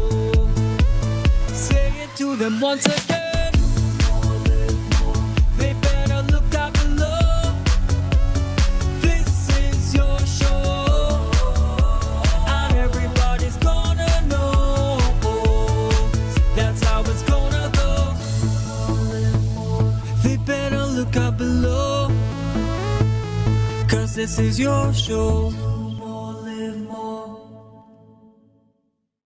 Jimmy's Holiday Resorts has 1, 2, and 3 bedroom, fully self-contained apartments located at the heart of Crown Point. Minutes walk to the popular beaches, restaurants, bars, and the airport. Enjoy our amazing amenities such as fully equipped apartments, complete with Wi-Fi, AC, TV, and a pool, and a mini-mart on the compound. Call 639-8292 or 8929. Jimmy's Holiday Resorts is your family's home away from home.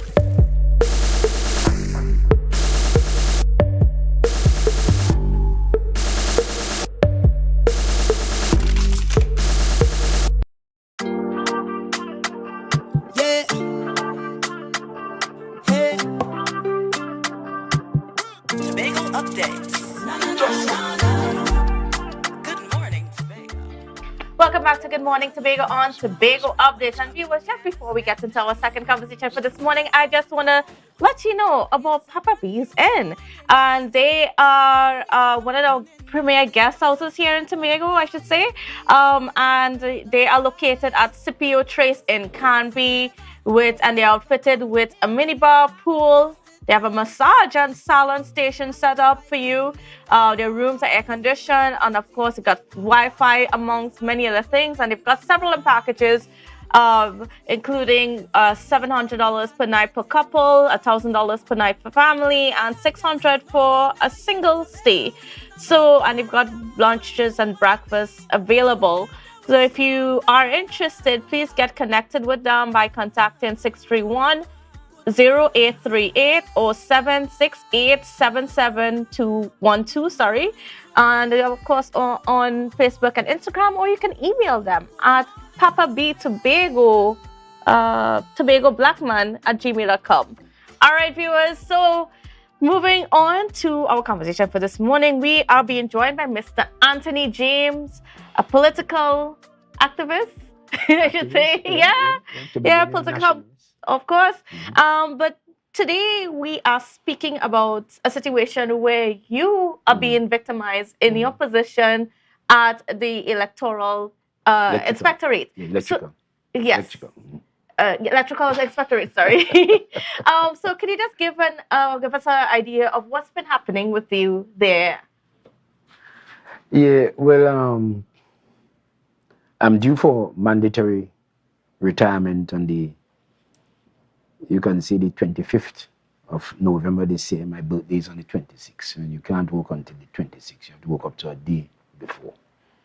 But the background to what is taking place is the fact that I've been the only inspector for the longest time. The last time I returned from vacation leave would have been on the 11th of January in 2017. It's a long time. And I don't really take holidays like that. Right? So I wait until my maximum and then I take holidays. I would have reached my maximum 90 days on September the 6th in 2019. However,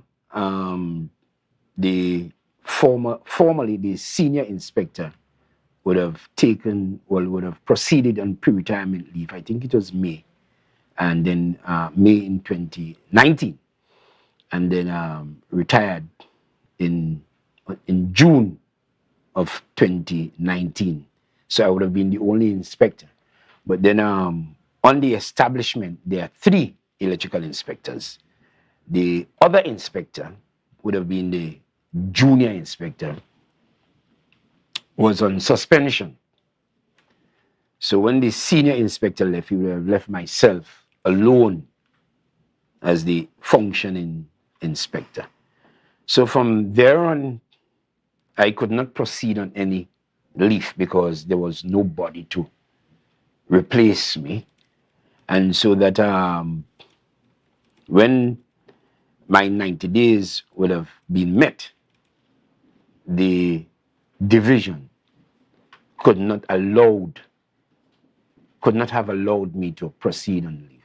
And so that the administrator then did the responsible thing and wrote to the chief administrator to allow my leave to accumulate beyond the 90 days. And she wrote, because of the exigency of the situation. I did not represent myself. And it was not me to represent myself. It would have been the administrator who I'm accountable to represent me. And not just represent me, but represent the needs and the concerns and so on. Because we provide a service to the entire population. And then she had to be responsible. So she did the responsible thing.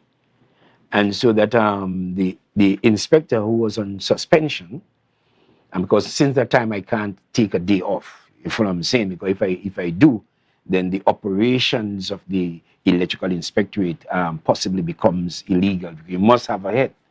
So I couldn't take any sick leave, any casual, and much less vacation. I couldn't take that. So I've been laboring for all those years from 2017, but then the situation become critical or of an emergency nature when the next inspector leave, and I was the only inspector remaining on the job, so I couldn't go anywhere. That's the situation. And so that the division retained me and detained me, and in that sense they rented my own property, because my vacation leave is my property. It is not anybody else. It's not theirs. It's mine. And they rented it. And the other inspector came back in January last year, 2022. And because he was on interdiction for such a long time, his leave, vacation leave, would have piled up. And so then he had to go in July last year. And what's happening now a new HR person. Of course, we have a new administration in Tobago. We now have this current administration. And there's a new HR person came in just around October, somewhere around there last year. And and then in May, that person supposedly, because what is happening in the House Assembly there, is that people are taking on, in my judgment, the under or subordinate officers, especially in HR, accounting, and those things. They are taking on the power of the administrator because they have access to the letterhead, they have access to the stamp, and they have access to the title. And so that they are writing and put a little scribble and put 4. They're signing above the title of administrator, put a little scribble and put 4 for administrator. Many times, the administrator doesn't know what is going on. And is it that you? I know you alleged that there was something happening where the HR or officers within the divisions, not just at works, but throughout, are doing things. Yeah, well, I will get there.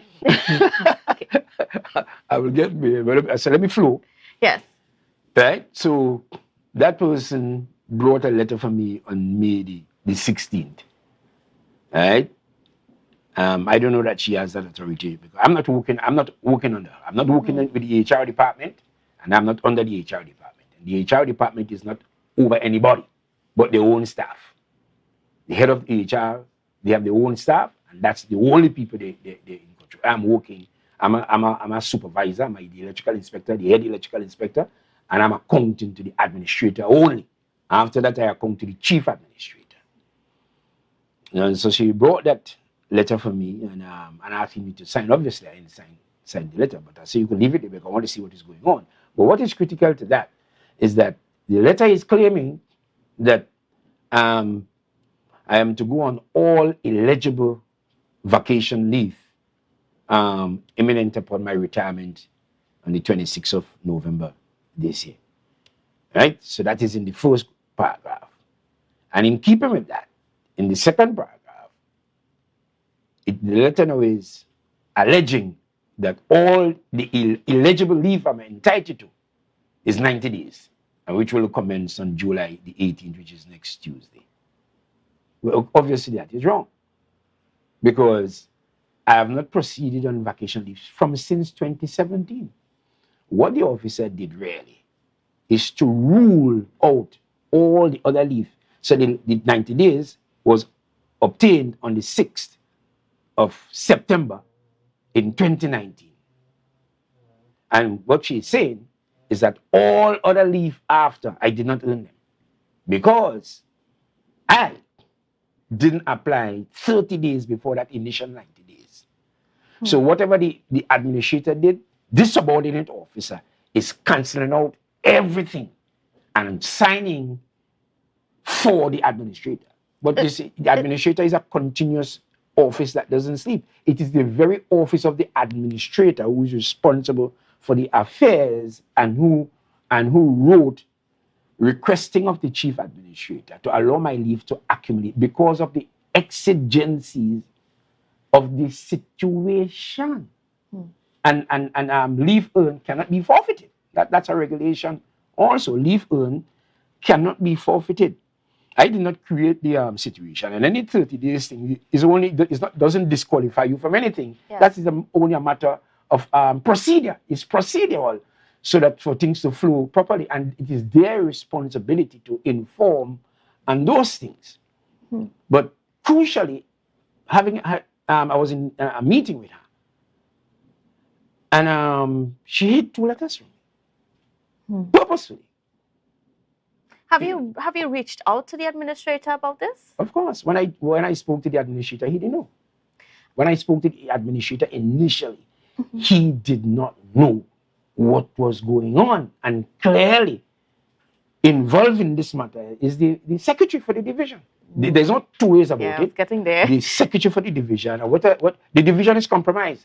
And I suppose many other divisions in Tobago also compromised because the secretaries are overriding their responsibility, trying to micromanage the divisions, and they are bypassing the administrator. If they suspect too that they can't get the way with the administrator, they go past the administrator and do what they have to do. Is if they have an accomplice, a willing participant to carry out their deeds. But what is instructive? No, but before we get there though, but what evidence do you have to support that claim that that the secretary is getting involved? Well, here the thing. Here the thing.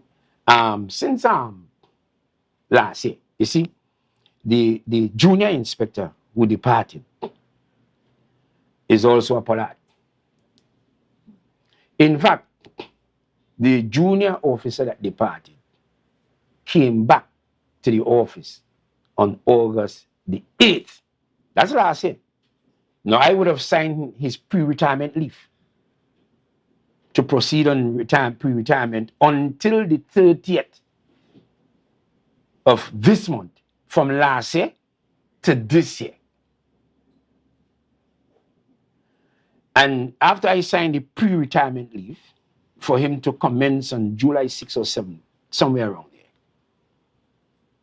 Lo and behold, on August the 8th, I came to the office and I saw the officer back there. And I questioned him, what was he doing here? He said he got a letter. We couldn't produce the letter. I said, well, the last documentation I know about you, I signed your pre-retirement leave. And so that he went upstairs and he called the HR. When the HR person come down, she said, Mr. James, well, the secretary, you know what I'm saying? The secretary and the administrator cook up the thing. I'm paraphrasing here. And so on. So I said, I want documentation. You can't come back. So further investigation now, I realized that after I signed the pre-retirement leave, the officer came back and got another person to sign over a different leave and say that he gone on vacation leave for a month. The who made the call? Nobody contacted me. The administrator then isn't from here. He doesn't know the officer, but Pollard and Pollard know each other. And when you delve further into the issue, you see now the back and forth and so on, and you're seeing the secretary's name in the correspondence. I have the information. The secretary's name is appearing several times. He's in conversation with the junior inspector. What is a secretary doing in conversation towards bringing back a junior officer to the junior officer gone, the senior officer is there. The duty and responsibility of the division now is to recruit other inspectors, not to bring back somebody and prevent people from moving up. Now, as the other thing with that is that compensation for leave and so on in technical areas is really for the head of the department, the head of the section, which is me. He's the other officer, he's not the head of the section. Is to bring in the other junior officers to train. But the situation was left like that because the rumor was going around right inside the office there, because people, when you tell people things, they don't keep it. They say, well, he'll be coming back on contract, and James, he wouldn't get any contract because James is about talking Valley. So right. the time has now come now for them now to implement the plan. So it remains up to this day. Even since last year too, I recommended I had a guy from Works, because that has been a tradition, who is assisting me and understanding me. I recommended the officer to the admin. And I did not as much as receive an acknowledgement, because that now should have gone to the Service Commission and so on. But nothing happened. The situation remains right now as it is. Okay. Well, we're going to pause there. We're going to continue this conversation, but we have to take a quick break first, Mr. James. So viewers, don't go anywhere.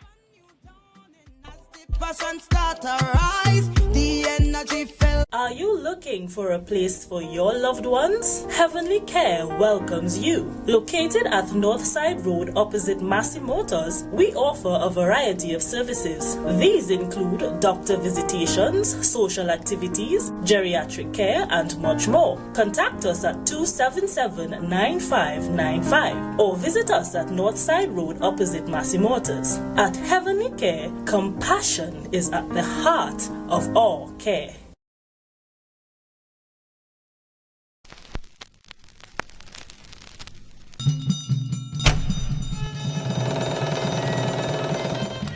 Come one, come all. It's time to join in the Tobago Heritage Festival 2023. Homage. All are we and all are who we be. To Tobago. Indulge in the awesomeness that is embodied in the spirit of Tobago at the 36th Tobago Heritage Festival. Celebrate a rich, vibrant, hypnotic showcase of our cultural legacy. Yes, from July 21st to August 1st, 2023. Take the island tour. Sample the sumptuous variety of local indigenous delicacies. Enjoy the recreation of old-time village life. Dance to the drum.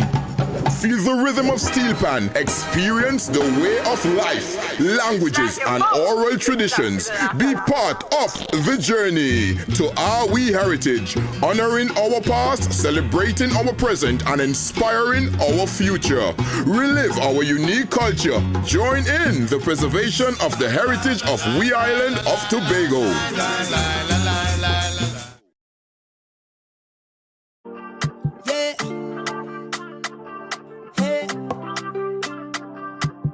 Tobago updates.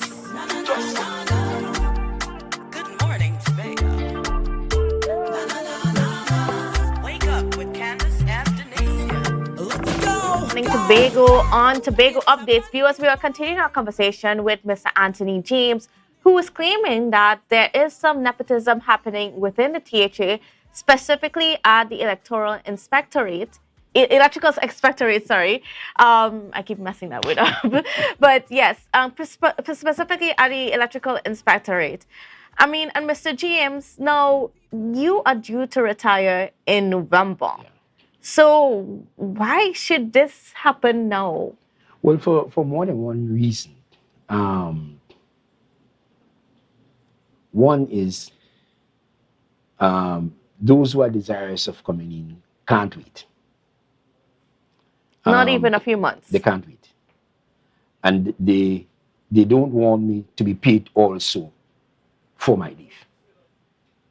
But the government has utilized my leave. They rented it. Mm-hmm. And what they're really claiming is that even today, tomorrow, last week, whilst I'm working, I'm not earning any leave. As a matter of fact, from since the 7th of September in 2019, I'm just working like a chattel slave. I'm not earning any leave. I'm not entitled to any leave. So says the HR who made that decision. HR is not irresponsible for running any division. They're not the administrator. You follow what I'm saying? But I mean, how can that be possible? Because under the laws, you are entitled to your leave, especially being in such a senior position that you are. Yeah. I mean, what right? Well, it's mind-boggling, really. You know what I mean? But it's absolute stupidity. You know what I mean? Because we don't have to go into any complications to work that out. That is just absolute nonsense. I will be paid. I'm not afraid of that. Mm-hmm. I'll be paid. It's just a matter of when. But you have to look at the intent behind it, right? The malice and so on. So that they want me to commence because it's how they are framing their case. I have an initial 90 days. I earn nothing after. I know the pettiness that involves in Tobago. It's surprising, actually, that people actually don't want you to be compensated for what you have done legitimately and so on, so that the government can use you and don't pay you. That's madness. You follow what I'm saying? It's not good industrial practice. It's not good employment practice. The government is an employer. It's not good employment. It's not good managerial practice. So that's nonsense, really. Right? And I'm saying it's not the administrator that did that. I want to make that very clear. Mm-hmm. But his office was used. The office was used, and the office was assumed by the HR person. Right? So they want to make the case, so that they send me on that 90 days. And that 90 days, when I checked it myself, really begins on the 18th. So what happens on the 18th? Because there's no other inspector. So what happens on the 18th? So clearly, they have to bring back. That's the plan from a long time. It was being choreographed from a long time. Mm-hmm. It's to bring back the junior inspector. And if you bring back the junior inspector, you have to pay him. Now, he retires on the 29th or 30th, whatever it is. His birthday is on the 30th of July. So if he work there, there's a 10-day period where he has to work. And if he work there, he has to be compensated for that leave. This is not a rum shot we're running here. He has to be compensated. So you're going to compensate the junior, but you won't compensate me. Who? I am the senior. You won't compensate me, but you will compensate that person. You can't claim so that the person will come and work for free. So if a person has gone out of the system and departed, you won't bring them back. But I'm the senior person and I'm still available. I am available until November the 26th. Or call it the 25th if you like. My birthday is on the 26th. And I want to say, I have no problem, as I told the administrator. I say I can go now. Give me a commitment that you're going to pay for the rest of the leave. As I've done my time, that is up to all you. If you want to give me 90 out of it to go, I'm fine with that. But pay me, give me the commitment that you're going to pay for the rest of the leave. Mm-hmm. But he can't make the commitment. Mm-hmm. And so on. I don't want to review too much about it. The administrator is a lovely person and so on. But the HR? Not the HR. All this is being made possible because of the parade. The senior parade. This was going on. So I even told him that. I said, you have no power here. So when you approached him about the issue, what was his response? Well, as I said, when I first approached the admin didn't know. So he told me to document everything. Right? And subsequently, when we chatted again, I realized that he was under pressure. He was under pressure from above. I didn't go into too much of the details, but I did as much as say to him that I realized that you really can't do anything here because the situation above you. And you see, and this is why you see in life here, one has to walk with God and be strong. As I said last night, promotion comes not from the east, not from the west, nor to the south. Promotion comes from God. And Paul instructed Timothy in letter to him because there was corruption even in the church. Paul instructed Timothy was a young minister.